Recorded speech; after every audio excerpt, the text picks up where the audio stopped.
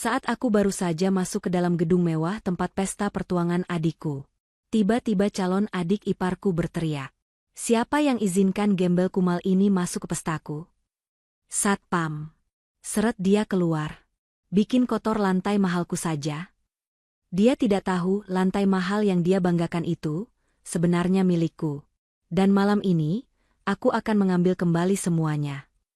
Sebelum ceritanya dimulai, silahkan tulis di kolom komentar dari daerah mana saja teman-teman yang menonton cerita ini.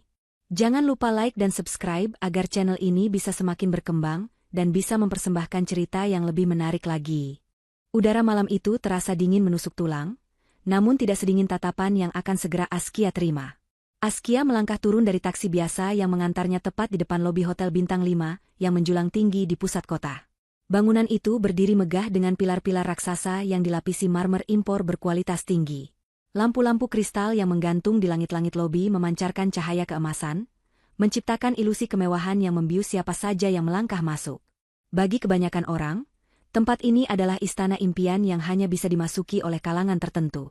Namun bagi Askia, setiap sudut bangunan ini memiliki cerita yang berbeda. Ia tahu persis berapa ketebalan kaca jendelanya, jenis semen yang digunakan untuk fondasinya, hingga sistem kelistrikan yang tersembunyi di balik dinding-dinding tebal itu.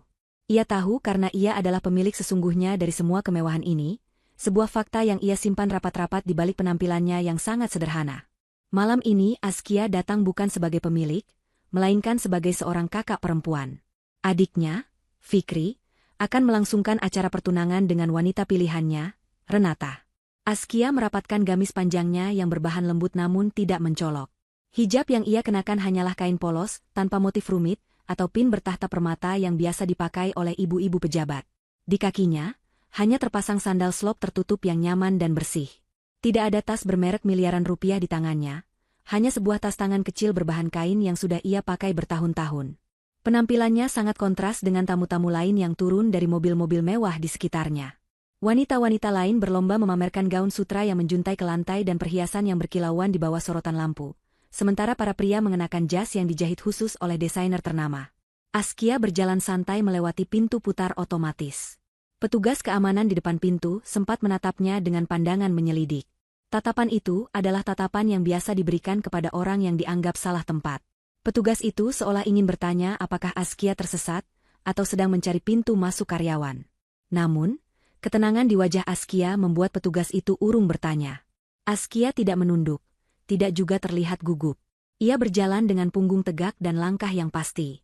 Ia tahu ia berhak berada di sana lebih dari siapapun. Ia memberikan senyuman tipis pada petugas itu, sebuah senyuman sopan namun penuh wibawa yang anehnya membuat petugas itu refleks mengangguk dan membiarkannya lewat. Lobi hotel dipenuhi aroma bunga lili segar dan pewangi ruangan beraroma kayu cendana yang mahal. Suara denting piano terdengar sayup-sayup dari kejauhan. Askia menuju ke arah lift yang akan membawanya ke ballroom utama di lantai 2. Di dalam lift, ia berdiri di pojok belakang. Beberapa tamu lain yang masuk bersamanya secara terang-terangan menggeser posisi berdiri mereka menjauh dari Askia, seolah-olah kesederhanaan Askia adalah penyakit menular yang bisa merusak kain mahal baju mereka. Askia hanya diam, memperhatikan pantulan dirinya di dinding lift yang terbuat dari cermin perunggu. Ia melihat wanita berusia 28 tahun yang lelah bekerja membangun kerajaan bisnis, namun bangga karena bisa membesarkan adiknya hingga dewasa. Malam ini adalah malam penting bagi Fikri, dan Askia berjanji pada dirinya sendiri untuk tidak membuat keributan, demi kebahagiaan adiknya. Pintu lift terbuka di lantai 2. Suara musik orkestra langsung menyambut telinganya. Ballroom itu sudah dipenuhi ratusan tamu undangan. Dekorasinya luar biasa mewah. Bunga-bunga segar didatangkan langsung dari luar negeri, menghiasi setiap sudut ruangan. Kain-kain tirai menjuntai indah menutupi dinding. Di tengah ruangan, sebuah panggung pelaminan megah telah disiapkan untuk Fikri dan Renata. Askia menarik napas panjang, menyiapkan mentalnya. Ia tahu keluarga calon istri adiknya adalah orang-orang yang sangat memuja materi. Fikri sudah sering bercerita tentang bagaimana ia harus bekerja keras untuk memenuhi standar gaya hidup Renata, dan bagaimana orang tua Renata sering memandang rendah latar belakang keluarga mereka yang berasal dari kampung. Namun Fikri berkata ia mencintai Renata, dan bagi Askia, kebahagiaan Fikri adalah segalanya. Askia melangkah masuk ke dalam ballroom. Karpet tebal meredam suara langkah kakinya. Ia mencoba mencari keberadaan orang tuanya, Pak Rahmat dan Bu Lestari. Matanya menyapu sekeliling ruangan yang padat. Orang-orang sedang sibuk bercengkrama, memegang gelas minuman tinggi, dan tertawa dengan suara yang dibuat-buat. Tidak ada yang menyadari kehadiran Askia pada awalnya. Ia seperti hantu yang tidak terlihat di tengah pesta pora manusia-manusia, yang merasa dirinya paling penting di dunia. Hingga akhirnya, ia melihat kedua orang tuanya duduk di sebuah meja bundar yang letaknya agak terpinggirkan, jauh dari panggung utama.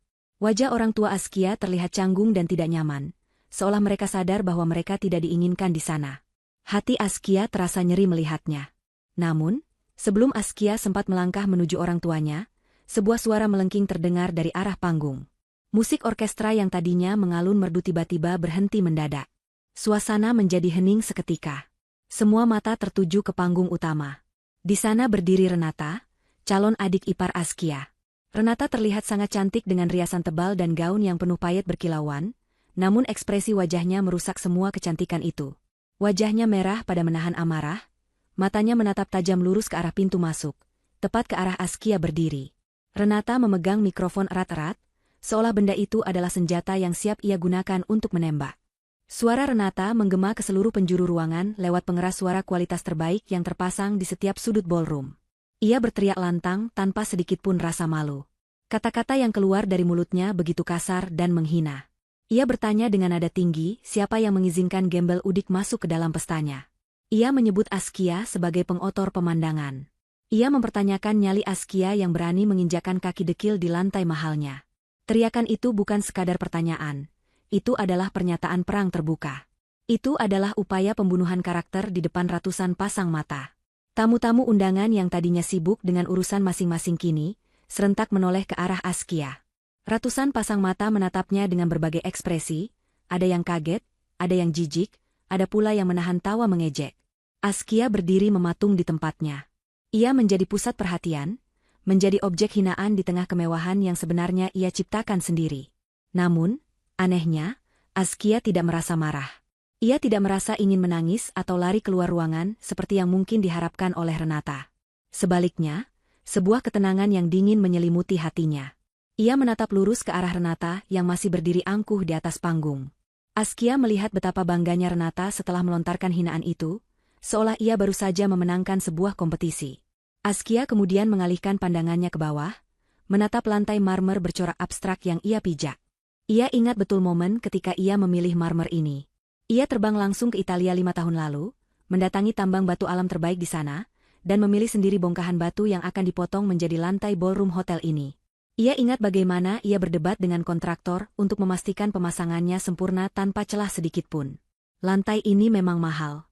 Harganya per meter perseginya bisa untuk membiayai hidup satu keluarga sederhana selama berbulan-bulan. Renata benar soal satu hal, lantai ini mahal. Tapi Renata salah besar jika mengira lantai ini miliknya. Askia tersenyum tipis, sebuah senyuman yang penuh arti namun sulit ditebak. Ia bergumam pelan pada dirinya sendiri, membenarkan ucapan Renata tentang mahalnya lantai itu, namun dalam hati ia menambahkan bahwa Renata tidak akan pernah sanggup membelinya meski menjual seluruh harga dirinya. Malam ini baru saja dimulai, dan Askia memutuskan untuk mengikuti permainan ini sedikit lebih lama. Gema teriakan Renata masih terasa memantul di dinding-dinding ballroom yang tinggi. Keheningan yang menyusul setelahnya terasa begitu menyesakkan. Tamu-tamu mulai berbisik-bisik, suara dengungan mereka seperti lebah yang mengelilingi sarang. Mereka menunjuk-nunjuk ke arah Askia sambil menutup mulut dengan tangan atau kipas mahal mereka. Askia bisa mendengar potongan-potongan komentar pedas mereka. Ada yang mengatakan bahwa keamanan hotel sangat buruk karena membiarkan pengemis masuk. Ada yang berkomentar tentang betapa jomplangnya penampilan Askia dibandingkan dengan kemewahan pesta itu. Ada juga yang merasa kasihan pada Renata, karena hari bahagianya dirusak oleh kehadiran orang yang tidak selevel. Askia mendengarkan semuanya dengan telinga yang tajam, merekam setiap wajah yang menatapnya dengan pandangan merendahkan. Tiba-tiba, seorang pria muda berlari tergesa-gesa membelah kerumunan tamu. Itu Fikri. Wajah adiknya itu pucat pasi, keringat dingin terlihat membasahi keningnya. Fikri berlari dari arah samping panggung menuju tempat Askia berdiri di dekat pintu masuk. Napasnya tersengal-sengal ketika ia sampai di hadapan kakaknya. Fikri terlihat sangat ketakutan, bukan takut pada Askia, tapi takut pada situasi yang sedang terjadi. Matanya memancarkan rasa bersalah yang mendalam sekaligus ketidakberdayaan yang menyedihkan. Fikri meraih kedua tangan Askia, menggenggamnya erat-erat seolah ingin memastikan kakaknya nyata dan baik-baik saja. Ia meminta maaf berulang kali dengan suara bergetar. Ia mengatakan bahwa ia tidak tahu Renata akan bereaksi sekeras itu. Askia menatap adiknya dengan lembut. Ia melihat betapa besar tekanan yang sedang dihadapi Fikri. Adiknya itu hanyalah seorang pemuda biasa yang jatuh cinta pada wanita yang salah.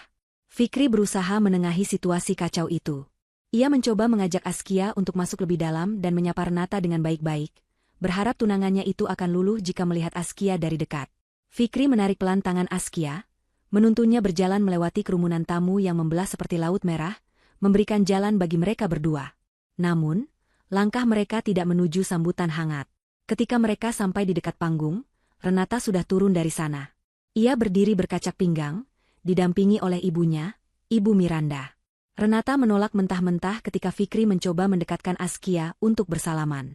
Renata memundurkan tubuhnya secara dramatis, seolah-olah Askia membawa virus mematikan yang bisa menular hanya lewat udara. Ia memasang wajah jijik yang sangat kentara, mengerutkan hidungnya seakan mencium bau busuk yang menyengat. Dengan suara yang cukup keras agar didengar oleh orang-orang di sekitarnya, Renata bertanya apakah Fikri sudah gila. Ia menolak menyentuh tangan Askia. Ia mengatakan bahwa ia baru saja melakukan perawatan kulit mahal, dan tidak ingin tangannya terkontaminasi oleh kuman kemiskinan. Ia menunjuk pakaian Askia dan mengomentari betapa kusam dan tidak layaknya pakaian itu berada di dalam ballroom Hotel Bintang 5. Belum sempat Fikri membela kakaknya, seorang pria parubaya dengan setelan jas mengkilap dan jam tangan emas besar datang menghampiri mereka. Itu adalah Tuan Amar, ayah Renata. Pria itu memiliki postur tubuh yang gemuk dan wajah yang memerah karena marah. Tuan Amar tidak memandang Askia sama sekali. Ia menganggap Askia tidak ada. Ia langsung menghardik Fikri dengan suara berat dan penuh otoritas. Ia membentak Fikri, menyuruhnya untuk segera mengurus masalah ini. Bagi Tuan Amar, Askia bukanlah manusia atau calon keluarga, melainkan sebuah masalah, sebuah noda yang harus dibersihkan. Ia memperingatkan Fikri dengan keras, agar jangan sampai rekan-rekan bisnis pentingnya melihat ada gembel di pestanya. Ia menyebut kehadiran Askia memalukan dan bisa merusak citra keluarganya yang terhormat. Fikri semakin terpojok. Ia memandang berkeliling mencari dukungan, tapi tidak ada satupun yang berpihak padanya. Bahkan kedua orang tuanya, Pak Rahmat dan Bu Lestari, yang sudah berjalan mendekat, kini tertunduk diam. Pak Rahmat memegang bahu istrinya yang mulai terisak pelan. Mereka ingin membela anak perempuan mereka, tapi mereka juga tidak ingin menghancurkan acara pertunangan anak laki-laki mereka. Mereka sadar posisi mereka yang dianggap rendah di mata keluarga Tuan Amar. Melihat orang tuanya diperlakukan seperti itu, hati Askia mendidih, tapi wajahnya tetap datar seperti permukaan danau yang tenang. Fikri akhirnya memohon dengan suara lirih kepada Tuan Amar dan Renata. Ia meminta izin agar kakaknya tetap boleh berada di dalam ruangan, setidaknya untuk menyaksikan prosesi tukar cincin. Ia berjanji akan menempatkan Askia di tempat yang tidak terlihat, di pojok ruangan yang paling gelap sekalipun, asalkan kakaknya tidak diusir keluar. Tuan Amar mendengus kasar, seolah permintaan itu adalah hal yang sangat berat untuk dikabulkan. Setelah berpikir sejenak, Tuan Amar mengibaskan tangannya dengan gestur mengusir, mengatakan terserah asalkan Askia tidak menampakkan wajahnya di dekat panggung atau di dekat tamu-tamu VIP. Askia mengangguk pelan kepada Fikri, memberinya isyarat bahwa ia baik-baik saja dengan pengaturan itu. Ia tidak ingin Fikri semakin menderita. Askia pun berjalan mundur, menjauh dari pusat keramaian, menuju ke sudut ruangan yang remang-remang di dekat pintu akses dapur. Di sana terdapat beberapa kursi tumpuk yang biasa digunakan oleh para pelayan untuk beristirahat sejenak. Askia duduk di salah satu kursi itu, sendirian, terpisah dari gemerlap pesta yang sedang berlangsung. Dari sudut itu, ia bisa melihat betapa palsunya semua tawa dan senyum di tengah ruangan. Saat Askia sedang duduk diam mengamati keadaan, pintu dapur di dekatnya terbuka. Seorang pria parubaya dengan seragam jas formal yang rapi dan nametak bertuliskan, General Manager, melangkah keluar. Itu adalah Pak David, manajer operasional hotel yang sangat berpengalaman. Pak David sedang sibuk memeriksa kelancaran pelayanan makanan, ketika matanya tidak sengaja menangkap sosok wanita yang duduk di kursi pelayan di pojok ruangan. Pak David menyipitkan matanya, memastikan penglihatannya tidak salah. Detik berikutnya, wajah Pak David berubah pucat pasi. Matanya terbelalak lebar seolah melihat hantu. Ia mengenali sosok itu. Ia sangat mengenali wanita berhijab sederhana itu. Pak David hendak berteriak memanggil staf untuk memberikan pelayanan terbaik. Kakinya bahkan sudah melangkah cepat hendak menghampiri Askia untuk membungkuk hormat. Namun, Askia yang menyadari kehadiran Pak David segera menoleh. Tatapan mata Askia tajam dan mengunci gerakan Pak David. Askia perlahan mengangkat jari telunjuk kanannya, dan menempelkannya di bibirnya sendiri. Sebuah isyarat universal untuk diam. Ia kemudian menggerakkan tangannya sedikit, memberi kode agar Pak David tetap tenang dan melanjutkan pekerjaannya seolah tidak terjadi apa-apa. Pak David, yang sudah bekerja puluhan tahun dan paham betul siapa bos besarnya, menelan ludah dengan susah payah. Ia mengangguk kaku, keringat dingin mengucur di pelipisnya. Ia paham bahwa sang pemilik sedang memainkan sebuah peran, dan ia tidak boleh merusaknya. Dengan jantung berdegup kencang, Pak David memutar tubuhnya dan kembali mengatur para pelayan. Namun kali ini dengan kewaspadaan tingkat tinggi karena ia tahu, singa sedang tidur di pojok ruangan, menunggu saat yang tepat untuk bangun. Suasana pesta perlahan kembali normal setelah insiden di pintu masuk tadi, meskipun kasak-kusuk mengenai kehadiran Askia masih terdengar di sana-sini. Musik orkestra kembali mengalun lembut, memainkan lagu-lagu klasik yang seharusnya menenangkan jiwa, namun bagi Askia, musik itu terdengar seperti lagu pengiring sirkus yang penuh kepalsuan. Dari tempat duduknya yang terpencil di sudut ruangan, Askia mengamati segala tingkah pola manusia di depannya dengan tatapan analitis seorang pengusaha. Ia melihat bagaimana topeng-topeng sosial dikenakan dengan rapi. Orang-orang saling memuji gaun dan perhiasan, padahal mata mereka memancarkan rasa iri dan persaingan. Askia melihat pelayan-pelayan hotel yang ia gaji dengan layak, berlalu lalang membawa nampan berisi makanan-makanan kecil yang harganya selangit, berusaha melayani tamu-tamu yang bahkan tidak mau menatap mata mereka saat mengambil makanan. Di tengah keramaian itu, Renata dan ibunya, Ibu Miranda, menjadi bintang utama panggung sandiwara ini. Mereka berjalan berkeliling dari satu meja ke meja lain, memamerkan cincin pertunangan yang melingkar di jari manis Renata. Cincin itu memiliki berlian yang cukup besar, berkilauan tertimpa cahaya lampu kristal. Setiap kali ada tamu yang memuji cincin itu, tawa Renata akan meledak dengan nada yang dibuat-buat, seolah ia adalah wanita paling beruntung di dunia. Ibu Miranda tidak mau kalah. Ia terus-menerus membanggakan betapa sulitnya mendapatkan tempat di hotel ini. Dengan suara yang sengaja dikeraskan agar terdengar oleh meja-meja di sebelahnya, Ibu Miranda membual tentang koneksi suaminya. Ia mengatakan bahwa Tuan Amar adalah sahabat dekat dari pemilik hotel ini, sehingga mereka bisa mendapatkan tanggal emas ini dan pelayanan kelas 1. Askia yang mendengar bualan itu dari kejauhan, hanya bisa menggelengkan kepala samar. Ia tahu betul siapa Tuan Amar. Pria itu hanyalah salah satu dari ribuan vendor kecil yang pernah mengajukan proposal kerjasama dengan perusahaannya, Askia Group, dan proposal itu ditolak karena kualitas barang yang tidak memenuhi standar. Tuan Amar tidak pernah bertemu dengan pemilik hotel, apalagi bersahabat. Askia merasa geli sekaligus miris melihat betapa mudahnya orang berbohong demi sebuah status sosial yang semu. Ia melihat Fikri yang mengekor di belakang Renata seperti asisten pribadi, wajah adiknya itu terlihat lelah dan tertekan, senyumnya tidak mencapai mata. Fikri sepertinya mulai menyadari bahwa dunia Renata sangat berbeda dengan dunia mereka. Namun rasa cintanya yang buta masih menahannya untuk tetap bertahan. Saat Askia sedang sibuk dengan pikirannya sendiri, sekelompok wanita muda berjalan mendekati area tempat duduknya. Mereka adalah teman-teman sosialita Renata, geng wanita muda yang penampilannya seragam dengan gaun-gaun ketat dan riasan wajah yang tebal. Mereka berjalan sambil tertawa-tawa kecil, mata mereka melirik sinis ke arah Askia. Askia bisa merasakan aura permusuhan yang mereka bawa. Salah satu dari mereka, wanita berambut pirang yang membawa gelas tinggi berisi sirup merah pekat, sengaja berjalan terlalu dekat dengan kursi Askia. Tanpa peringatan, wanita itu pura-pura tersandung kaki kursi.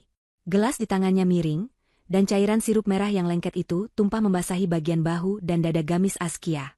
Cairan dingin dan lengket itu meresap cepat ke dalam kain gamis Askia. Noda merah menyebar luas, merusak penampilan sederhananya menjadi terlihat kotor dan berantakan. Geng sosialita itu langsung menutup mulut mereka, berpura-pura kaget dengan nada yang sangat palsu. Wanita yang menumpahkan minuman itu berkata maaf dengan nada mengejek yang sangat kentara. Ia mengatakan bahwa ia tidak sengaja karena tempat duduk Askia terlalu menjorok ke jalan, padahal Askia duduk diam di pojok mati.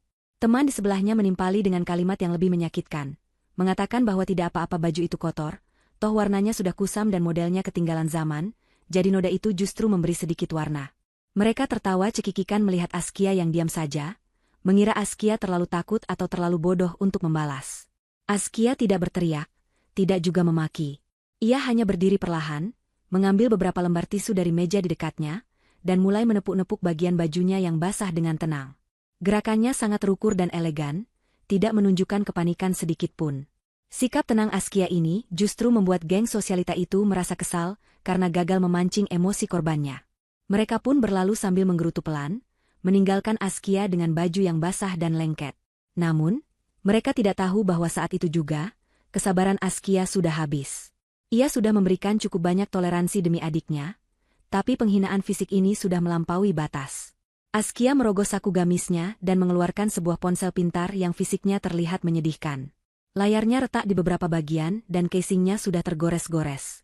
Itu adalah ponsel lapangan yang biasa ia bawa saat inspeksi proyek agar tidak mencolok. Namun, di balik fisik ponsel yang butut itu, tersimpan akses langsung ke jaringan bisnis global yang mampu mengguncang pasar saham. Askia membuka aplikasi pesan terenkripsi dan mengetik sebuah pesan singkat kepada asisten pribadinya yang siaga 24 jam. Pesan itu sangat jelas dan tanpa ragu. Bekukan semua akses keuangan perusahaan Tuan Amar. Tutup semua jalur kredit dan tarik semua investasi yang terhubung dengan grup kita. Lakukan sekarang. Setelah menekan tombol kirim, Askia memasukkan kembali ponselnya ke saku. Wajahnya tetap datar, namun di dalam matanya tersimpan badai yang siap menghancurkan pesta kemewahan palsu ini. Acara terus bergulir mengikuti jadwal yang telah disusun rapi oleh penyelenggara pesta. Kini tibalah saatnya untuk sesi yang paling ditunggu-tunggu oleh keluarga Renata, yaitu sesi serah terima hadiah antar keluarga. Pembawa acara, seorang pria dengan suara bariton yang merdu, naik ke atas panggung dan memanggil kedua belah pihak orang tua untuk mendampingi anak-anak mereka. Tuan Amar dan Ibu Miranda naik ke panggung dengan langkah penuh percaya diri, dagu mereka diangkat tinggi-tinggi. Di sisi lain, Pak Rahmat dan Bu Lestari naik dengan langkah ragu-ragu, tubuh mereka sedikit membungkuk seolah memikul beban berat rasa minder. Kontras antara kedua pasang orang tua itu begitu mencolok, bagaikan langit dan bumi. Tuan Amar mengambil mikrofon terlebih dahulu. Ia berdeham, memastikan semua perhatian tertuju padanya. Dengan gaya bicara yang meledak-ledak layaknya politisi yang sedang berkampanye, ia mengumumkan hadiah pertunangan untuk calon menantunya, Fikri. Ia mengeluarkan sebuah kunci mobil dengan logo kuda jingkrak dari saku jasnya. Tuan Amar mengangkat kunci itu tinggi-tinggi agar semua orang bisa melihatnya. Ia mengatakan bahwa ia memberikan 1 unit mobil sport terbaru untuk Fikri agar anak muda itu bisa bekerja lebih giat dan pantas bersanding dengan putrinya. Tepuk tangan meriah membahana di seluruh ruangan. Tamu-tamu berdecak kagum memuji kemurahan hati Tuan Amar. Fikri menerima kunci itu dengan tangan gemetar, mengucapkan terima kasih dengan suara lirih. Fikri tahu, dan Askia juga tahu, bahwa mobil itu kemungkinan besar dibeli dengan cara kredit atas nama perusahaan yang kondisinya sedang sekarat. Namun Fikri tidak punya pilihan selain tersenyum. Kemudian giliran orang tua Askia. Suasana ruangan mendadak menjadi lebih senyap, namun senyap yang meremehkan. Pak Rahmat maju selangkah dengan tangan gemetar. Ia tidak membawa kunci mobil mewah atau kotak perhiasan beludru. Ia hanya membawa sebuah map kertas biasa. Dengan suara yang bergetar karena gugup, Pak Rahmat menyerahkan map itu kepada Renata. Ia berkata bahwa hanya itu yang bisa mereka berikan, sebidang tanah warisan kakek di kampung halaman yang tanahnya subur dan luasnya lumayan. Itu adalah harta paling berharga yang dimiliki keluarga Pak Rahmat, tabungan masa depan yang mereka jaga puluhan tahun demi anak-anak mereka. Nilai sentimentalnya tak terhingga, dan nilai jualnya pun sebenarnya tidak rendah jika dilihat dari prospek pembangunan jalan tol baru yang akan melaluinya. Namun, Renata tidak melihat nilai itu. Ia menerima map tersebut dengan ujung jari, seolah benda itu menjijikkan. Ia membukanya kasar, melihat sekilas sertifikat tanah di dalamnya, lalu mendengus keras di depan mikrofon yang masih menyala. Suara dengusannya terdengar jelas dan menyakitkan. Renata melempar map itu ke meja di sampingnya dengan kasar, hingga kertas-kertas di dalamnya sedikit berantakan keluar. Ia bertanya dengan nada sinis, buat apa tanah di kampung yang jauh dari peradaban. Ia menyebut hadiah itu tidak berguna, hanya akan merepotkan karena harus bayar pajak, dan menyindir bahwa keluarga Fikri memang bisanya hanya menyusahkan dengan barang-barang rongsokan. Ia bahkan berkata bahwa tanah itu lebih cocok untuk kuburan daripada hadiah pertunangan. Hati Bu Lestari hancur mendengar ucapan itu, air matanya menetes jatuh ke pipi. Pak Rahmat hanya bisa menunduk dalam, harga dirinya diinjak-injak di depan ratusan orang. Fikri mengepalkan tangannya kuat-kuat, wajahnya memerah menahan marah, tapi tatapan tajam Tuan Amar membuatnya kembali diam tak berkutik. Saat itulah, dari sudut ruangan yang gelap, Askia melangkah maju. Ia berjalan membelah kerumunan tamu yang masih menertawakan hadiah tanah itu. Langkah Askia tenang namun memiliki ritme yang mengintimidasi. Ia tidak lagi menunduk. Ia menatap lurus ke arah panggung. Askia menaiki tangga panggung tanpa dipersilakan. Kehadirannya yang tiba-tiba membuat pembawa acara bingung, dan musik pengiring berhenti sejenak. Askia berdiri di hadapan Renata. Ia tidak membawa mikrofon, tapi aura keberadaannya membungkam suara-suara sumbang di sekitarnya. Di tangan Askia, Tergenggam sebuah amplop coklat tua yang terlihat kusam dan sedikit lecek karena terlipat di saku gamisnya. Askia menyodorkan amplop itu kepada Renata. Ia berkata dengan suara tenang namun tegas, tanpa menggunakan mikrofon, bahwa ini adalah hadiah darinya sebagai kakak Fikri. Ia meminta Renata menerimanya sebagai pelengkap hadiah dari orang tuanya. Renata menatap amplop coklat itu dengan tatapan paling menghina yang bisa ia berikan. Ia tertawa pendek, tawa yang kering dan tajam. Ia bertanya apa isi amplop kumal itu. Ia menebak isinya pasti uang receh hasil memecah celengan ayam, atau lebih parah lagi, surat hutang yang minta dilunasi oleh keluarga Renata. Tanpa mau menyentuh amplop itu, Renata mengibaskan tangannya dengan keras, menepis tangan Askia.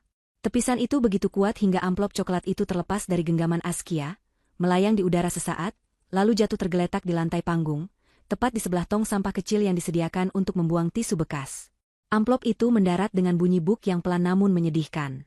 Renata tersenyum puas melihat amplop itu berada di tempat yang menurutnya pantas, yaitu di dekat sampah. Ia menyuruh Askia untuk memungutnya kembali dan menggunakannya untuk membeli baju baru, agar tidak memalukan keluarga. Ia berkata ia tidak butuh sumbangan dari orang miskin yang bahkan tidak mampu membeli amplop bagus. Askia menatap amplop itu sejenak, lalu menatap wajah Renata. Tidak ada kemarahan di mata Askia, yang ada hanyalah rasa kasihan yang mendalam. Askia tahu apa isi amplop itu. Di dalamnya terdapat cek kosong yang sudah ia tanda tangani, di mana Renata bisa menuliskan angka berapa saja yang ia mau sebagai modal awal pernikahan. Askia juga menyertakan surat perjanjian pranikah yang akan melindungi Fikri dari hutang-hutang Tuan Amar. Namun Renata baru saja membuang kesempatan emas itu ke tempat sampah. Askia mundur selangkah, membiarkan amplop itu tetap di sana. Dalam hatinya ia berkata bahwa Renata baru saja membuang keberuntungannya sendiri, dan karma sedang bersiap untuk memungutnya. Keheningan yang canggung masih menyelimuti area panggung setelah insiden amplop yang dibuang itu. Amplop coklat lusuh milik Askia masih tergeletak menyedihkan di samping tong sampah, menjadi saksi bisu betapa rendahnya penghargaan keluarga Tuan Amar terhadap ketulusan hati. Fikri berdiri kaku dengan wajah yang sudah kehilangan rona kehidupan, matanya menatap kosong ke arah lantai, seolah seluruh energinya telah disedot habis oleh kekejaman tunangannya sendiri. Di sisi lain panggung, Renata dan Ibu Miranda tampak tidak merasa bersalah sedikitpun. Mereka justru terlihat lega, seakan baru saja menyingkirkan kotoran yang mengganggu pemandangan indah pesta mereka. Tamu-tamu undangan mulai kembali berbisik, beberapa dari mereka menggelengkan kepala tanda prihatin. Namun sebagian besar memilih untuk masa bodoh dan kembali menikmati hidangan, tidak ingin merusak suasana hati mereka sendiri demi membela orang asing yang tampak miskin. Askia, yang kini berdiri kembali di sudut gelapnya, hanya menarik napas dalam dan panjang, menghembuskannya perlahan untuk meredakan gemuruh di dadanya. Ia sedang menghitung mundur, menunggu waktu yang tepat untuk memberikan pelajaran yang sesungguhnya. Tepat ketika suasana pesta mulai terasa hambar dan monoton, pintu ganda ballroom yang terbuat dari kayu jati ukir setinggi 4 meter tiba-tiba terbuka lebar dengan serentak. Suara engsel pintu yang berat namun halus menarik perhatian beberapa orang yang berdiri di dekat pintu masuk. Dari balik pintu itu, muncul sebuah iring-iringan yang tidak biasa. Bukan pelayan biasa yang membawa piring kotor atau menambah stok makanan prasmanan. Yang melangkah masuk adalah Pak David, General Manager hotel yang dikenal sangat jarang turun tangan langsung melayani tamu kecuali tamu tersebut adalah kepala negara atau bangsawan tingkat tinggi. Penampilan Pak David malam itu sangat sempurna. Jas hitamnya licin tanpa kerutan, dasi kupu-kupunya terpasang presisi, dan di tangannya ia mengenakan sarung tangan putih bersih. Di belakang Pak David, berbaris 4 orang pelayan senior yang membawa nampan-nampan perak tertutup tudung saji yang berkilauan. Mereka berjalan dengan langkah tegap, serempak, dan penuh disiplin, seolah sedang melakukan parade militer di tengah pesta pernikahan. Kehadiran Pak David dan rombongannya segera menyedot perhatian seluruh ruangan. Musik orkestra yang tadinya bermain dengan volume sedang, perlahan mengecilkan suaranya, memberikan ruang bagi aura kewibawaan yang dibawa oleh sang manajer. Tuan Amar, yang sedang sibuk membual kepada rekan bisnisnya tentang rencana ekspansi perusahaannya yang sebenarnya fiktif, langsung menoleh. Matanya berbinar ketika melihat Pak David berjalan lurus menuju arah panggung utama. Senyum lebar merekah di wajah Tuan Amar, senyum penuh kemenangan dan kebanggaan diri yang meluap-luap. Ia menyenggol lengan Ibu Miranda dan berbisik keras, memastikan orang-orang di sekitarnya mendengar. Ia mengatakan bahwa lihatlah, hotel ini akhirnya sadar siapa yang sedang berpesta malam ini. Ia mengklaim bahwa pelayanan khusus ini pasti adalah bentuk permintaan maaf manajemen karena insiden gembel tadi, atau mungkin sebuah penghormatan khusus untuk status sosialnya yang tinggi. Renata yang melihat ayahnya begitu antusias pun ikut merasa bangga. Ia membusungkan dadanya, merapikan tatanan rambutnya, dan memasang senyum paling manis yang ia miliki. Dalam pikirannya, iring-iringan pelayan itu pasti membawa hadiah spesial dari hotel. Mungkin kue bertingkat raksasa atau sampanye non-alkohol impor yang harganya selangit. Renata sudah membayangkan betapa iri teman-teman sosialitanya nanti, saat melihat ia dilayani langsung oleh General Manager Hotel Bintang 5. Ia merasa seperti seorang putri raja yang sedang menantikan upeti dari rakyatnya. Fikri dan orang tuanya hanya bisa menyingkir ke sisi panggung, merasa semakin kecil dan tidak berarti di hadapan kemegahan yang sedang dipamerkan ini. Mereka merasa seperti penonton bayaran di film kehidupan Renata yang glamor. Rombongan Pak David semakin dekat ke panggung. Aroma harum yang sangat khas dan menenangkan mulai tercium menguar dari nampan yang dibawa pelayan. Bukan aroma makanan berminyak, melainkan aroma teh herbal yang sangat langka, perpaduan antara bunga seruni pegunungan, pucuk teh putih pilihan, dan rempah-rempah eksotis yang hanya tumbuh di tebing-tebing curam benua lain. Itu adalah aroma kemewahan yang subtil namun memikat. Tuan Amar sudah merentangkan tangannya sedikit, bersiap menyambut jabat tangan Pak David. Ia bahkan sudah menyiapkan pidato singkat untuk berterima kasih atas pelayanan luar biasa ini. Renata pun sudah melangkah maju, tangannya terulur anggun, siap menerima apapun yang ada di balik tudung saji perak itu. Namun, yang terjadi selanjutnya adalah momen yang membekukan waktu. Pak David tidak memperlambat langkahnya saat mendekati Tuan Amar. Ia tidak mengulurkan tangan untuk bersalaman, tidak juga memberikan senyuman ramah tamah khas pelayan kepada tamu. Pak David justru melakukan gerakan menghindar yang sangat halus namun sopan, melipir sedikit ke samping melewati tangan Tuan Amar yang menggantung hampa di udara. Tuan Amar ternganga, tangannya masih terulur kaku, senyum di wajahnya retak seketika digantikan oleh kebingungan yang memalukan. Renata yang juga sudah bersiap menerima nampan, terkejut bukan main ketika pelayan-pelayan di belakang Pak David pun mengikutinya. Berjalan melewati Renata begitu saja seolah gadis yang penuh perhiasan itu tidak kasat mata. Tuan Amar, yang merasa harga dirinya tercabik di depan umum, mencoba memanggil Pak David dengan suara yang sedikit bergetar menahan marah. Ia bertanya dengan nada tinggi, hendak kemana rombongan itu pergi. Ia mengingatkan bahwa tuan rumah pesta ada di sini, di panggung ini. Ia menuntut penjelasan kenapa pelayanan VVIP itu justru menjauh darinya. Renata pun ikut berteriak. Suaranya melengking kesal.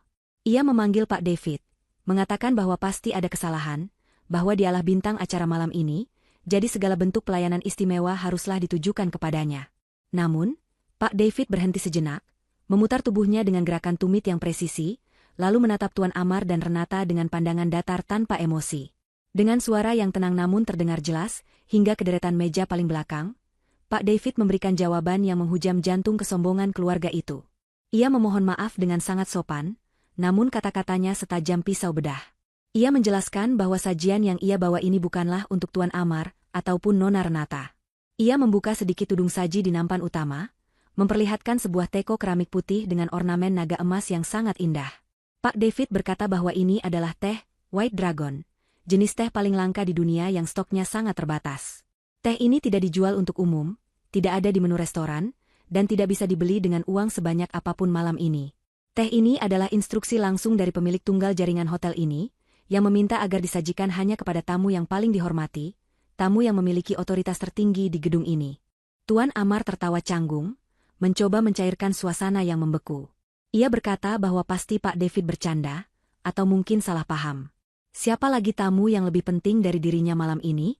Ia adalah penyewa ballroom, ia adalah pembayar tagihan, jadi secara logika, dialah raja malam ini. Tuan Amar mencoba meraih lengan Pak David, berusaha menghentikannya. Namun Pak David dengan tegas mundur selangkah, menjaga jarak profesional namun dingin. Pak David menggelengkan kepalanya perlahan, tatapannya menyiratkan rasa kasihan yang terselubung. Ia berkata bahwa Tuan Amar salah besar. Ada seseorang di ruangan ini yang posisinya jauh di atas Tuan Amar. Seseorang yang memiliki hak penuh atas setiap butir debu di hotel ini. Tanpa menunggu bantahan lagi, Pak David berbalik badan dan kembali melangkah. Ia memimpin rombongannya menuruni anak tangga panggung, membelah kerumunan tamu yang kini menyingkir dengan wajah penuh tanda tanya. Semua mata mengikuti arah langkah Pak David. Mereka penasaran setengah mati, siapakah sosok misterius yang dimaksud oleh sang manajer? Apakah ada pejabat negara yang menyamar? Apakah ada selebriti dunia yang hadir diam-diam? Langkah Pak David mantap dan lurus, menuju ke arah yang tidak diduga oleh siapapun.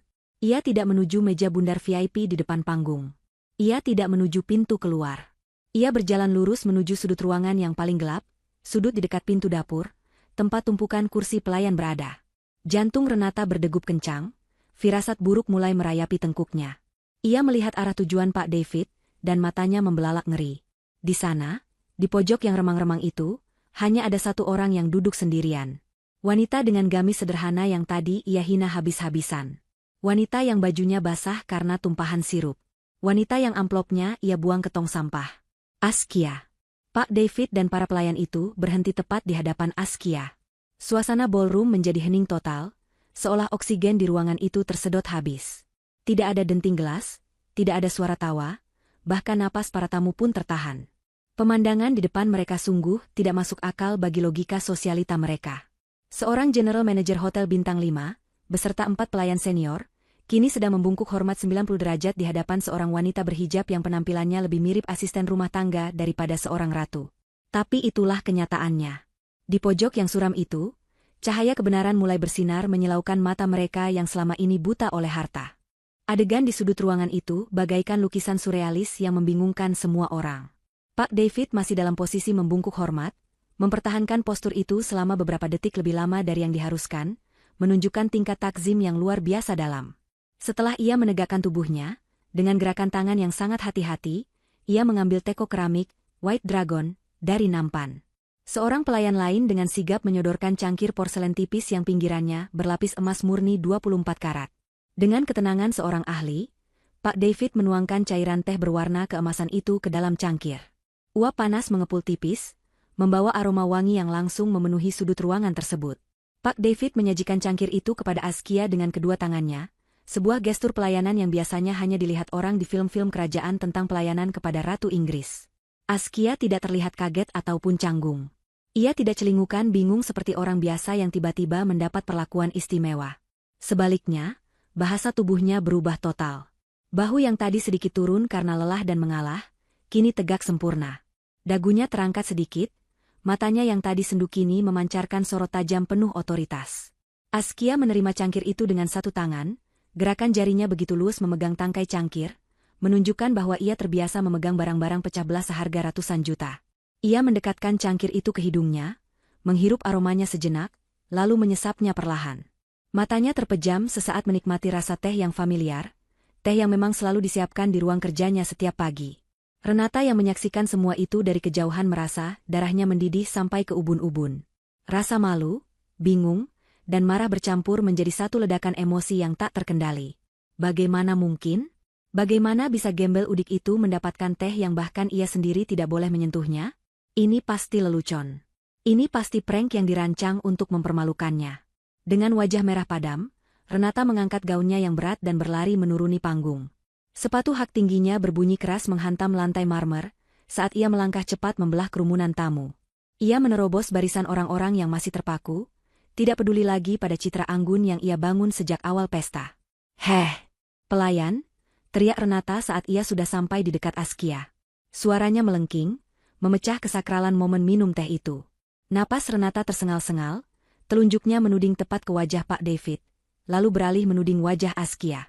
"Apa-apaan ini? Kenapa kau layani gembel ini dengan teh mahal itu?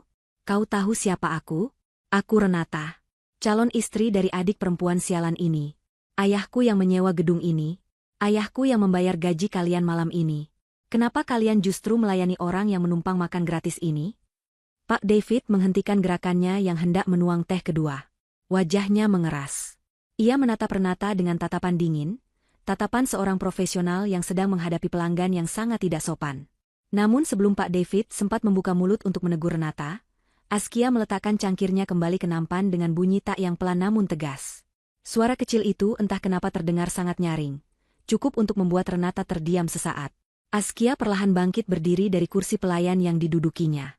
Saat Askia berdiri, aura di sekitarnya seolah membesar, menelan keberadaan Renata yang penuh amarah. Askia tidak berteriak. Ia tidak perlu berteriak untuk didengar. Ia melangkah maju satu langkah, mendekatkan wajahnya ke wajah Renata. Tatapan mata Askia begitu intens dan menusuk, membuat nyali Renata sedikit menciut meski ia berusaha menutupinya. "Koreksi sedikit, Renata," ucap Askia. Suaranya rendah, tenang, namun memiliki bobot yang berat. Setiap suku katanya diucapkan dengan artikulasi yang jelas. "Kau bilang ayahmu yang membayar sewa gedung ini? Kau bilang ayahmu yang menggaji karyawan hotel malam ini. Askia tersenyum miring. Senyum yang bukan karena bahagia, melainkan senyum kasihan. Kartu kredit Tuan Amar, ayahmu yang terhormat itu, ditolak oleh sistem pembayaran hotel tadi pagi, tepat pukul 8. Limitnya tidak mencukupi. Bahkan kartu cadangannya pun sudah over limit sejak bulan lalu. Staf keuangan hotel sudah bersiap membatalkan acara ini, karena tidak ada pembayaran uang muka tahap kedua. Wajah Renata berubah pucat. Mulutnya terbuka sedikit. Ingin membantah tapi kata-kata itu tersangkut di tenggorokan. Tuan Amar yang menyusul di belakang Renata dengan tergopoh-gopoh mendengar kalimat itu, dan wajahnya langsung memerah padam, keringat dingin bercucuran deras di dahinya. Rahasia keuangannya yang ia tutup rapat-rapat kini dibongkar begitu saja di depan umum. Askia melanjutkan kalimatnya tanpa memberi jeda bagi mereka untuk menyangkal. Acara ini tetap berjalan, lampu kristal ini tetap menyala, AC ini tetap dingin, dan makanan mewah itu tetap tersaji, bukan karena uang ayahmu.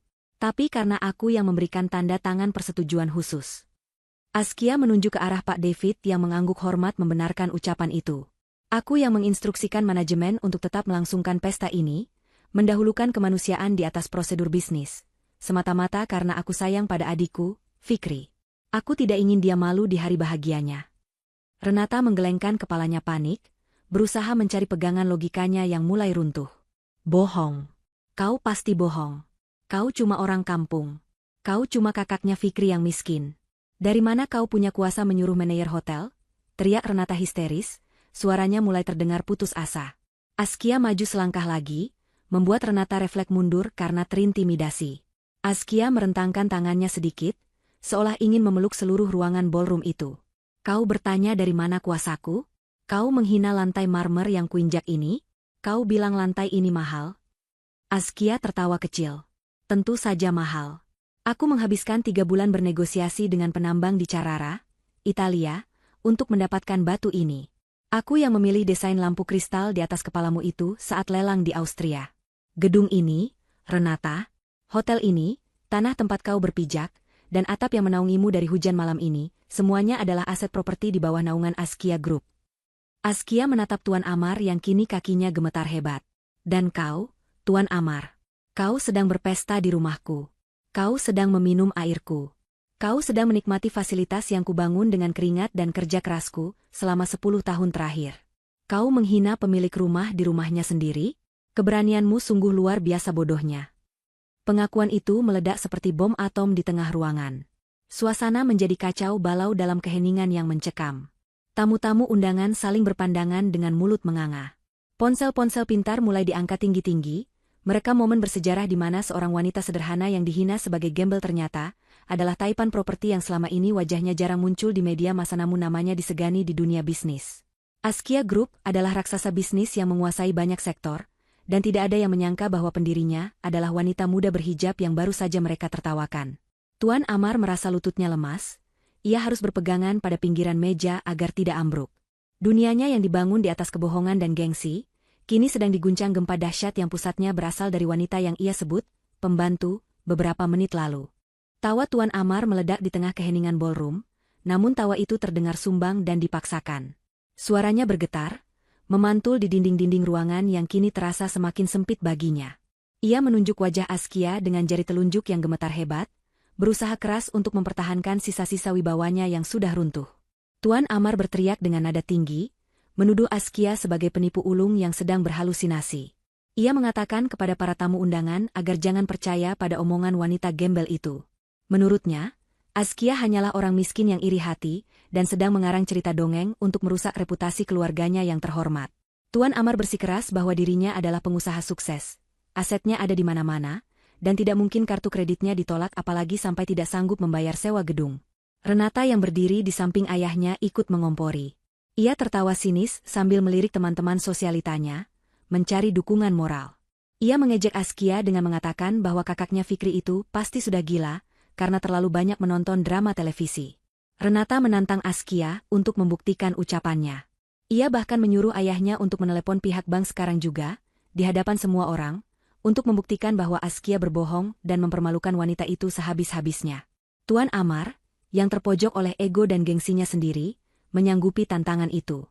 Ia merogoh saku jasnya dengan kasar, mengeluarkan ponsel pintar keluaran terbaru, dan dengan tangan yang masih gemetar, ia mencari nomor layanan prioritas bank kepercayaannya. Tuan Amar menekan tombol panggil, dan dengan sengaja mengaktifkan mode pengeras suara, atau loudspeaker. Volume ponsel itu dimaksimalkan, lalu ia mengangkatnya tinggi-tinggi layaknya sebuah trofi kemenangan. Terdengar nada sambung yang berbunyi tut-tut yang terasa sangat lambat dan menyiksa. Seluruh ruangan menahan napas. Ratusan pasang mata tertuju pada ponsel di tangan Tuan Amar. Fikri menatap kakaknya dengan cemas, takut Askia akan dipermalukan lebih jauh. Namun Askia tetap tenang. Ia kembali duduk di kursinya dan menyesap teh mahalnya dengan santai, seolah ia sedang menonton pertunjukan komedi yang membosankan. Wajahnya datar tanpa ekspresi kekhawatiran sedikitpun, karena ia tahu persis apa yang akan terjadi selanjutnya. Panggilan itu akhirnya tersambung. Suara operator ban yang profesional dan ramah terdengar jelas di seluruh penjuru ballroom. Tuan Amar langsung menyela sapaan operator itu dengan nada membentak. Ia bertanya dengan suara lantang kenapa kartu kreditnya ditolak pagi ini, dan kenapa ada isu konyol tentang gagal bayar sewa gedung. Ia menuntut penjelasan dan meminta pihak bank segera memulihkan limit kartunya saat itu juga agar ia bisa membungkam mulut wanita sombong di hadapannya. Namun, hening sejenak terjadi di ujung telepon. Suara ketikan keyboard terdengar samar, lalu suara operator itu berubah. Tidak ada lagi nada ramah tamah, yang ada hanyalah nada formal, dingin, dan penuh penyesalan yang terdengar seperti vonis hakim. Pihak ban menjelaskan dengan kalimat yang sangat terstruktur dan mematikan. Mohon maaf Tuan Amar, sistem kami menunjukkan bahwa status nasabah prioritas Anda telah dicabut per pagi ini pukul 8 tepat. Seluruh rekening perusahaan dan rekening pribadi Anda telah dibekukan secara otomatis oleh sistem pusat. Tuan Amar terbelalak. Ia berteriak bertanya apa alasannya. Operator itu melanjutkan penjelasannya yang semakin membuat lutut Tuan Amar lemas. Pembekuan aset dilakukan berdasarkan instruksi dari konsorsium investor utama perusahaan Tuan Amar. Ditemukan adanya dugaan manipulasi laporan keuangan dan penggelapan dana operasional selama 2 tahun terakhir. Oleh karena itu, investor utama Anda, yaitu Askia Group, telah resmi menarik seluruh saham dan memutus kontrak kerjasama, yang mengakibatkan perusahaan Tuan Amar dinyatakan pilot atau bangkrut total karena gagal memenuhi kewajiban hutang. Ponsel di tangan Tuan Amar terlepas dari genggamannya. Benda pipi itu jatuh menghantam lantai marmer dengan suara keras. Layarnya retak seketika, namun sambungan telepon belum terputus. Suara operator yang menanyakan apakah Tuan Amar masih di sana terdengar sayup-sayup dari lantai. Tubuh Tuan Amar limbung, wajahnya pucat pasi seperti mayat. Ia mundur beberapa langkah hingga menabrak meja prasmanan di belakangnya, membuat beberapa gelas jatuh dan pecah berantakan. Ia menatap Askia dengan pandangan ngeri, seolah melihat monster yang baru saja menelannya hidup-hidup. Nama, Askia Group, yang disebutkan oleh pihak bank tadi berdengung di telinganya seperti suara lebah yang mematikan. Ia tahu nama itu. Itu adalah nama perusahaan raksasa yang menjadi penopang hidup bisnis kecilnya selama ini, perusahaan induk yang selalu ia puja-puja namun tidak pernah ia ketahui siapa pemilik aslinya. Askia meletakkan cangkir tehnya perlahan. Ia berdiri, kali ini langkahnya menuju ke arah Tuan Amar yang sedang gemetar ketakutan di dekat meja prasmanan. Suara langkah kaki Askia terdengar tegas di lantai marmer. Ia berhenti tepat 2 meter di depan Tuan Amar. Askia berbicara dengan suara yang tenang namun menusuk tulang. Ia bertanya kepada Tuan Amar, apakah sekarang ia sudah percaya siapa yang memegang kendali. Askia menjelaskan bahwa selama ini ia membiarkan perusahaan Tuan Amar menjadi mitra vendor kecil di salah satu anak perusahaannya, karena ia tahu Fikri mencintai Renata.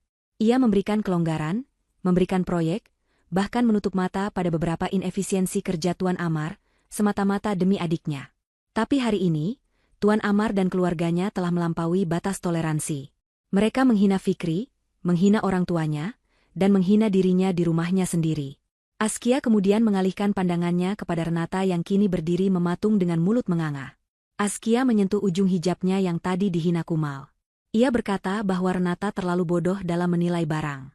Hijab yang ia pakai ini ditenun dari serat alami khusus di sebuah butik tua di Paris, dibuat dengan tangan oleh pengrajin legendaris, dan harganya jauh lebih mahal daripada gaun pengantin penuh payet plastik yang dipakai Renata. Lalu Askia menunjuk lantai. Ia mengingatkan kembali pertanyaan Renata di awal pesta tentang nyali menginjak lantai mahal. Askia tersenyum dingin dan berkata bahwa ia tidak butuh nyali untuk menginjak lantainya sendiri. Hotel ini adalah aset properti pribadinya. Ia yang membeli tanah ini, ia yang merancang konsepnya, dan ia yang memiliki sertifikat kepemilikan tunggalnya. Jadi secara harfiah, keluarga Renata sedang menumpang pesta di ruang tamu Askia, meminum air Askia, dan menikmati pendingin ruangan yang tagihannya dibayar oleh uang Askia. Dan malam ini, Askia memutuskan untuk mengusir tamu yang tidak tahu diuntung. Pengakuan Askia dan konfirmasi dari pihak bank menciptakan gelombang kejut yang melumpuhkan akal sehat semua orang di dalam ballroom. Suasana pesta yang tadinya penuh dengan kepalsuan dan basa-basi sosialita, kini berubah menjadi arena penghakiman massal. Tamu-tamu undangan yang awalnya memuja-muja keluarga Renata, kini serentak membalikkan badan. Bisik-bisik yang tadinya mengejek Askia, kini berubah arah menyerang Tuan Amar dan Renata. Mereka mulai mengeluarkan ponsel mereka, bukan untuk berfoto selfie, melainkan untuk merekam kejadian langka ini secara langsung. Lampu kilat kamera berkedip-kedip seperti lampu disko, mengabadikan wajah pucat pasi Tuan Amar dan ekspresi ketakutan Renata. Video-video itu pasti akan viral dalam hitungan menit, menghancurkan sisa reputasi keluarga itu hingga ke akar-akarnya. Renata tidak bisa menerima kenyataan ini. Otaknya menolak untuk memproses informasi bahwa ia baru saja jatuh miskin dalam sekejap mata. Egonya yang setinggi langit tidak mengizinkannya untuk kalah dari wanita yang ia anggap rendahan. Tiba-tiba, Renata menjerit histeris. Jeritan itu melengking tinggi, menyayat telinga siapa saja yang mendengarnya. Ia berteriak menuduh Askia sebagai penipu, pembohong, dan penyihir. Dengan mata melotot dan air mata kemarahan membasahi pipinya yang penuh riasan, Renata berlari menerjang ke arah Askia. Tangannya yang berkuku panjang teracung ke depan, berniat menjambah hijab Askia atau mencakar wajah tenang itu. Ia ingin menghapus senyum kemenangan Askia dengan kekerasan fisik, satu-satunya cara yang ia tahu ketika argumennya sudah kalah telak. Namun, belum sempat ujung jari Renata menyentuh kain hijab Askia, dua orang petugas keamanan bertubuh kekar dengan seragam safari hitam sudah bergerak secepat kilat. Mereka menangkap kedua lengan Renata, menahannya dengan kuat namun tetap profesional. Gerakan Renata terhenti seketika. Ia meronta-ronta seperti orang kesurupan, berteriak-teriak meminta dilepaskan, memaki-maki satpam itu dengan kata-kata kasar. Namun tenaga Renata tidak ada apa-apanya dibandingkan kekuatan para petugas keamanan Hotel Bintang 5 yang terlatih. Askia bahkan tidak bergeser 1 sentimeter pun dari tempatnya berdiri. Ia menatap Renata yang sedang mengamuk dengan tatapan datar, seolah sedang melihat anak kecil yang tantrum karena tidak dibelikan permen. Pak David segera maju, berdiri di depan Askia sebagai tameng hidup, memastikan tidak ada satu debu pun yang bisa menyentuh bos besarnya. Di tengah kekacauan itu, Fikri yang sejak tadi diam mematung di pinggir panggung, akhirnya mulai bergerak. Wajahnya yang tadi penuh kesedihan dan keraguan, kini perlahan berubah. Ada sorot ketegasan yang baru muncul di matanya, sorot mata seorang pria yang akhirnya terbangun dari mimpi buruk yang panjang. Fikri tidak melihat ke arah Renata yang sedang berteriak-teriak. Ia berjalan perlahan menuju tong sampah di sudut panggung. Langkahnya berat namun pasti. Semua mata kini beralih menatap Fikri, penasaran apa yang akan dilakukan pemuda itu. Fikri berlutut di dekat tong sampah itu. Tangannya terulur memungut amplop coklat lusuh yang tadi dibuang Renata dengan begitu hinanya. Amplop itu sedikit kotor terkena debu lantai, namun isinya masih utuh. Fikri membersihkan debu di amplop itu dengan lengan jasnya, memperlakukannya seolah benda itu adalah barang paling suci di dunia. Ia kemudian berdiri, membalikkan badan menghadap ke arah Renata yang kini sudah berhenti meronta karena kelelahan. Napas gadis itu tersengal-sengal dalam cengkeraman petugas keamanan. Fikri membuka amplop itu perlahan.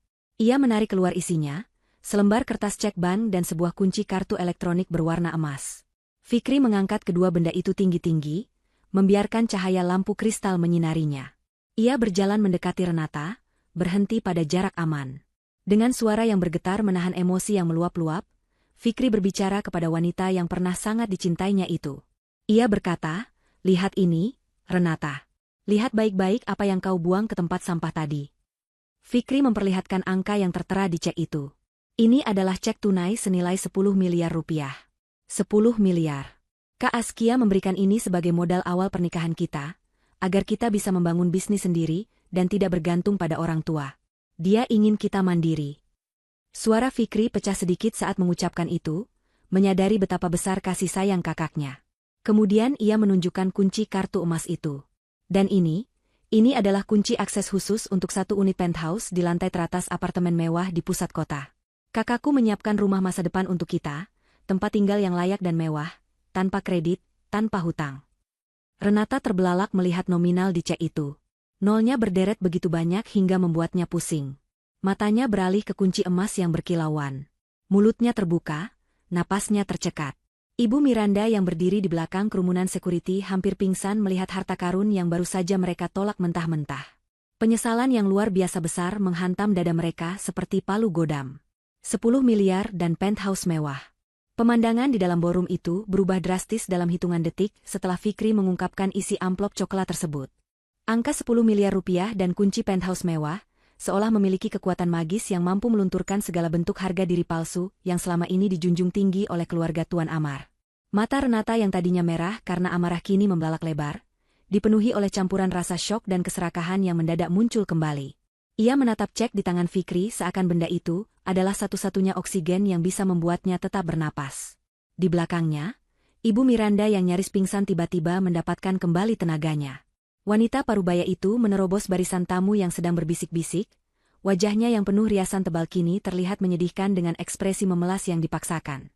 Ibu Miranda berlari kecil menghampiri Fikri dan Askia, mengabaikan tatapan jijik dari para tamu undangan lainnya. Ia langsung menjatuhkan dirinya berlutut di lantai marmer yang dingin, tepat di dekat kaki Askia.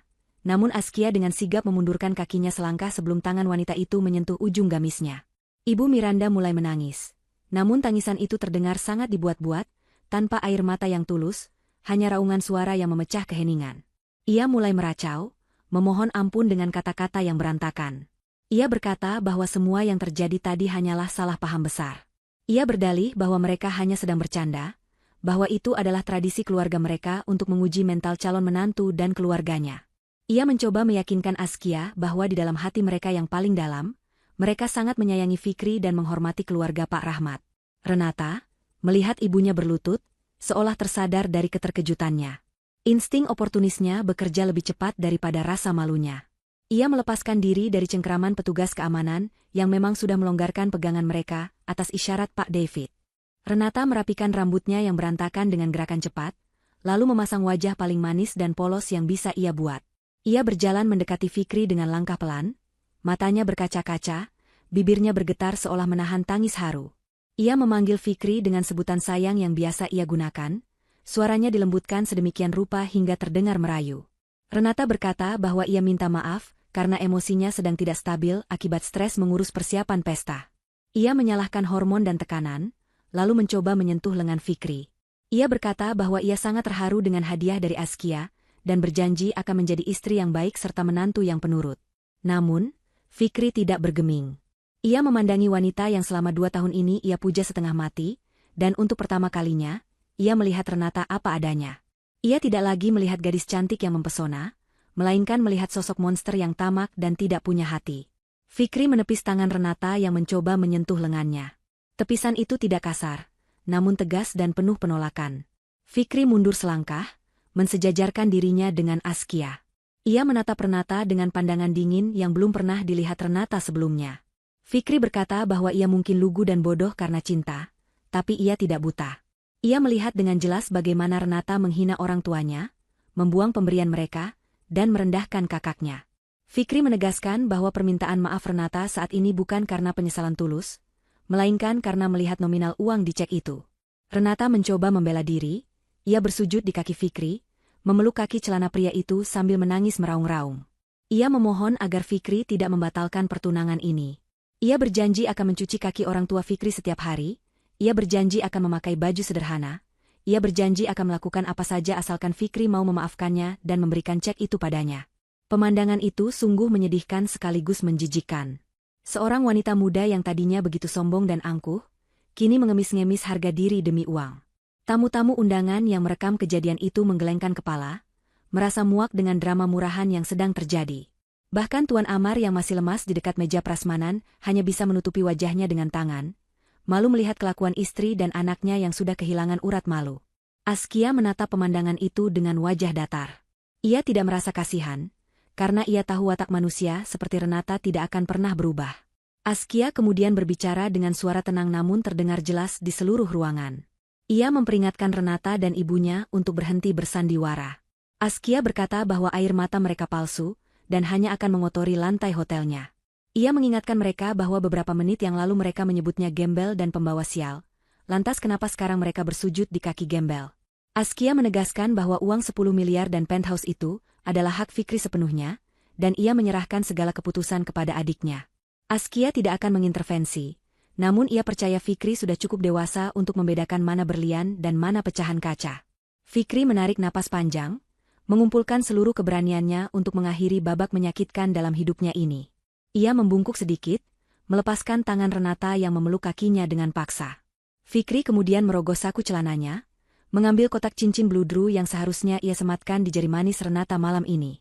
Ia membuka kotak itu, menatap cincin emas putih di dalamnya sejenak, lalu menutupnya kembali dengan bunyi klik yang tegas. Fikri menatap mata Renata dalam-dalam dan mengucapkan kalimat perpisahan yang mematikan. Ia berkata bahwa hubungan mereka berakhir malam ini, detik ini juga. Ia tidak bisa menikahi wanita yang hatinya busuk dan hanya menilai manusia dari harta benda. Fikri mengatakan bahwa Renata tidak pantas menjadi bagian dari keluarganya, dan tidak ada jumlah uang di dunia ini yang bisa membeli kembali harga diri orang tuanya yang sudah Renata injak-injak. Setelah mengucapkan itu, Fikri melakukan sesuatu yang membuat semua orang terkesiap. Ia tidak memberikan cek 10 miliar itu kepada Renata. Ia justru merobek cek itu menjadi 2 bagian, lalu merobeknya lagi menjadi 4, 8, hingga menjadi sobekan-sobekan kecil kertas yang tidak berharga. Ia menaburkan sobekan kertas itu di atas kepala Renata yang masih berlutut, seolah menaburkan bunga di atas kuburan hubungan mereka. Fikri berkata bahwa uang bisa dicari lagi, tapi harga diri tidak bisa dibeli. Ia lebih memilih membuang uang itu daripada membiarkannya jatuh ke tangan orang yang salah. Renata menjerit histeris melihat uang 10 miliarnya hancur menjadi sampah kertas. Ia berusaha memunguti sobekan-sobekan itu dengan panik, mencoba menyatukannya kembali dengan tangan gemetar, persis seperti orang gila yang kehilangan akal sehatnya. Tuan Amar yang melihat kehancuran total di depan matanya, akhirnya ambruk pingsan. Tubuhnya yang gemuk jatuh berdebum ke lantai, menambah kekacauan suasana. Petugas medis hotel segera berlarian masuk untuk memberikan pertolongan pertama, namun tidak ada simpati di mata para tamu. Mereka hanya melihat itu sebagai akhir yang pantas bagi kesombongan yang melampaui batas. Askia memberi isyarat kepada Pak David untuk segera membereskan kekacauan ini. Ia tidak ingin drama ini berlarut-larut dan merusak energi positif hotelnya lebih lama lagi. Askia memeluk bahu Fikri yang kini terlihat lega meski matanya basah. Ia membisikkan kata-kata penenang, mengatakan bahwa ia bangga pada adiknya yang berani mengambil keputusan sulit demi kehormatan keluarga. Pak Rahmat dan Bu Lestari pun maju memeluk anak bungsu mereka, tangisan mereka pecah. Namun kali ini adalah tangisan haru dan bangga karena anak mereka selamat dari pernikahan yang akan membawa petaka. Malam itu menjadi saksi bisu bagaimana karma bekerja dengan cara yang sangat instan, telak, dan tidak kenal ampun kepada mereka yang menuhankan materi di atas segalanya. Setelah drama pengemisan dan probekan cek yang mengguncang emosi itu berakhir, Askia mengambil alih kendali situasi sepenuhnya. Ia tidak lagi membiarkan sedikit pun celah bagi keluarga Tuan Amar untuk membuat kekacauan lebih lanjut. Dengan nada suara seorang pemimpin yang terbiasa memberikan perintah kepada ribuan karyawan, Askia menginstruksikan Pak David untuk segera melakukan pembersihan. Kata pembersihan yang diucapkan Askia memiliki makna ganda yang sangat jelas bagi semua orang di ruangan itu. Bukan hanya membersihkan sampah fisik sisa pesta, tetapi juga membersihkan hama manusia yang telah mencemari atmosfer hotel bintang 5-nya. Askia meminta Pak David untuk mengawal keluarga Tuan Amar, termasuk Tuan Amar yang baru saja siuman dari pingsannya, keluar dari area hotel saat itu juga. Tidak ada negosiasi, tidak ada waktu tambahan untuk berkemas atau berpamitan kepada tamu undangan. Pak David mengangguk tegas, wajahnya kembali datar dan profesional. Ia memberi kode kepada tim keamanannya yang berjumlah 10 orang. Para petugas keamanan berbadan tegap itu segera bergerak mengepung keluarga Tuan Amar. Mereka membantu Tuan Amar berdiri dengan cara yang sedikit kasar, setengah menyeretnya agar bisa berjalan lebih cepat. Ibu Miranda dan Renata yang masih menangis histeris di lantai dipaksa berdiri.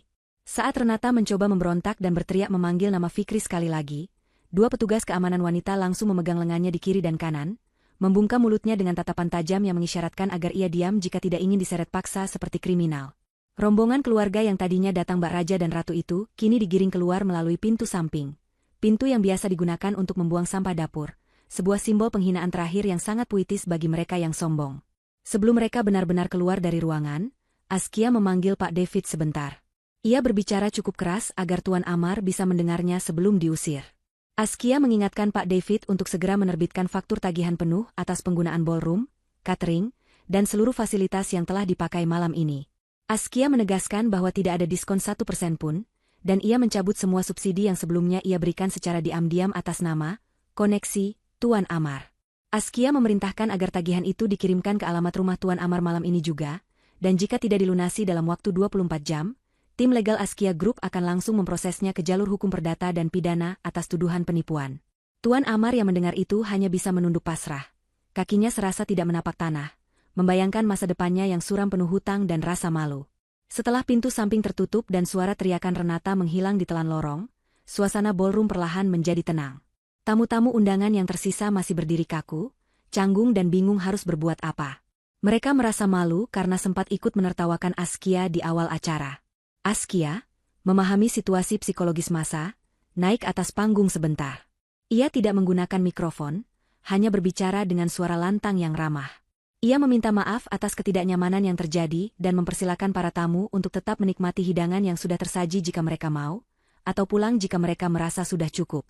Namun, ia menegaskan bahwa acara pertunangan resmi dibatalkan. Sebagian besar tamu memilih untuk segera pamit undur diri, merasa tidak pantas untuk tetap berada di sana setelah melihat aib yang begitu telanjang. Mereka berjalan keluar dengan tertib, beberapa sempat mengangguk hormat atau meminta maaf lirih kepada Pak Rahmat dan Bu Lestari saat berpapasan. Setelah ballroom kosong dari tamu luar, yang tersisa hanyalah keluarga inti Askia dan para staf hotel yang setia. Askia turun dari panggung dan langsung memeluk ibunya, Bu Lestari, dengan sangat erat. Bu Lestari menangis di pelukan putrinya, menumpahkan segala rasa sakit hati yang ia tahan sejak tadi. Ia mengelus punggung Askia, bergumam betapa ia tidak menyangka anaknya menyembunyikan kesuksesan sebesar ini sendirian.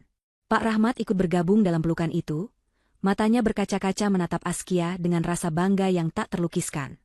Ia tidak bangga karena anaknya kaya raya, ia bangga karena anaknya tetap rendah hati dan membela kehormatan keluarga dengan cara yang bermartabat. Fikri berdiri di samping mereka, wajahnya terlihat lelah namun ada senyum lega yang tulus mengembang di bibirnya. Beban berat yang selama ini menekan dadanya seolah terangkat hilang. Askia kemudian menoleh kepada Pak David yang berdiri, setia menunggu instruksi selanjutnya. Ia tersenyum tipis, kali ini senyum yang hangat dan tulus. Ia berterima kasih kepada Pak David dan seluruh tim yang telah bekerja sama dengan sangat baik dalam sandiwara kecil ini. Askia kemudian memberikan instruksi terakhirnya malam itu. Ia meminta agar seluruh makanan yang masih utuh dan belum tersentuh di meja prasmanan, yang jumlahnya sangat banyak karena pesta bubar lebih awal, segera dikemas dengan rapi dan higienis. Ia menyuruh staf untuk mengantarkan semua makanan mewah itu ke panti asuhan dan panti jompo terdekat di kota ini. Askia berkata bahwa rezeki ini lebih baik dimakan oleh mereka yang membutuhkan dan tulus mendoakan, daripada dimakan oleh orang-orang munafik yang hanya kenyang dengan kesombongan. Terakhir, Askia menunjuk ke area lantai tempat Renata tadi berdiri dan bersujud. Ia meminta staf kebersihan untuk mengepel lantai itu berkali-kali menggunakan cairan disinfektan terbaik. Askia berkata dengan nada bercanda namun serius, bahwa ia tidak ingin ada jejak atau kuman, kesombongan yang tertinggal di hotelnya. Ia ingin energi negatif dari keluarga Tuan Amar benar-benar hilang tak berbekas. Para staf tertawa kecil mendengar itu, dan segera bergerak melaksanakan perintah bos mereka dengan semangat. Mereka merasa bangga bekerja untuk pemimpin yang adil dan tegas seperti Askia. Malam itu ditutup dengan adegan yang sangat kontras dari awal cerita. Tidak ada lagi pesta glamor yang bising. Askia mengajak orang tua dan adiknya naik ke lantai teratas hotel, masuk ke dalam presidential suite miliknya. Di dalam kamar yang super mewah itu, mereka tidak berpesta pora. Mereka justru menggelar sajadah, melakukan sholat isya berjamaah dengan Pak Rahmat sebagai imam. Suasana begitu hening, syahdu, dan damai.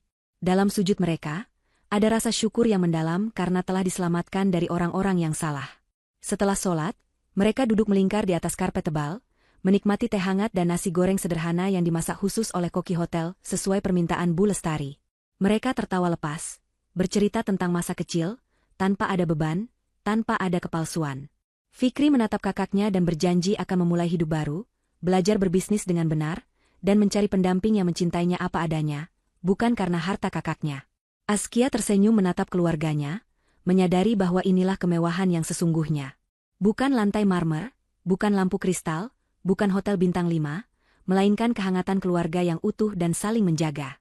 Di luar sana, malam semakin larut, namun di dalam hati Askia, matahari baru saja terbit membawa harapan baru yang lebih cerah.